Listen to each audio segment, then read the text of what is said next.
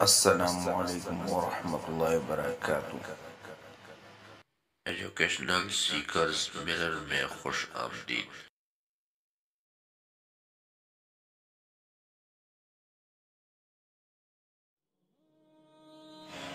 کئی سال پہلے کی بات ہے، ایک شخص کا انتقال ہو گیا۔ اس کی نماز جنازہ پڑھا دی گئی۔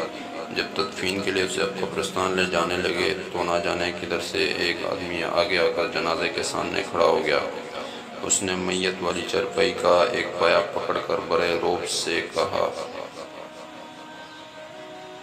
بولا کہ مرحوم نے میرے 15 لاکھ دینے تھے، پہلے مجھے میرے پیسے دو، پھر اس کو دفن کرنے کی اجازت دوں گا۔ وہاں تو رولا پڑ گیا۔ اب تمام لوگ کھڑے تماشا دیکھ رہے ہیں۔ ادھر ادھر سے مزید لوگ بھی جمع ہو گئے۔ ایک بیٹے نے کہا، ہم تو آپ کو جانتے تک نہیں کہ آپ کون ہیں۔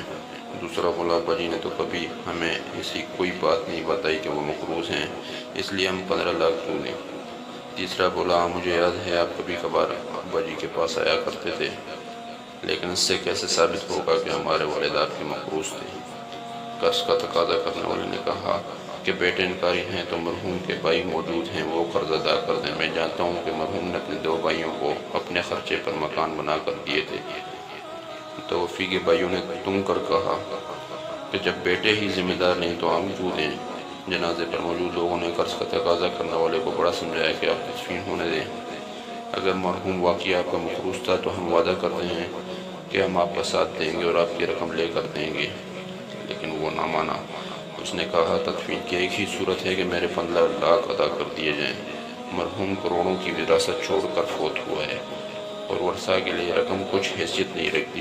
اب سارے لوگ کھڑے تماشا دیکھ رہے ہیں اور اکثر باندھ باندھ کی بولیاں بولنے لگے ہیں، اور اس نے بدستور میت والی چارپائی پکڑی ہوئی ہے۔ جب کافی دیر گزر گئی تو بات گھر کی عورتوں تک بھی پہنچ گئی۔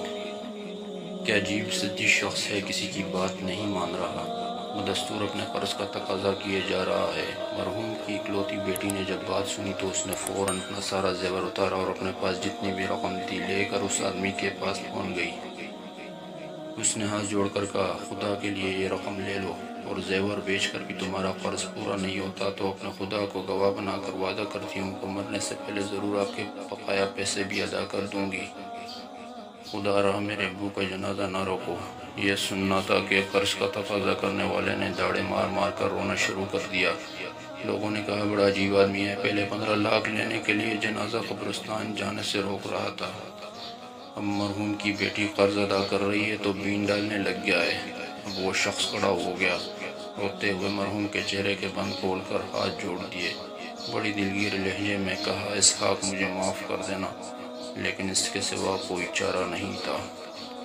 اس نے مجموع کو مخاطب ہو کر بولا، مرحوم میرے بچپن کا دوست تھا، مجھے کاروبار میں نقصان ہوا تو خود چل کر میرے پاس آیا اور میری مدد کی۔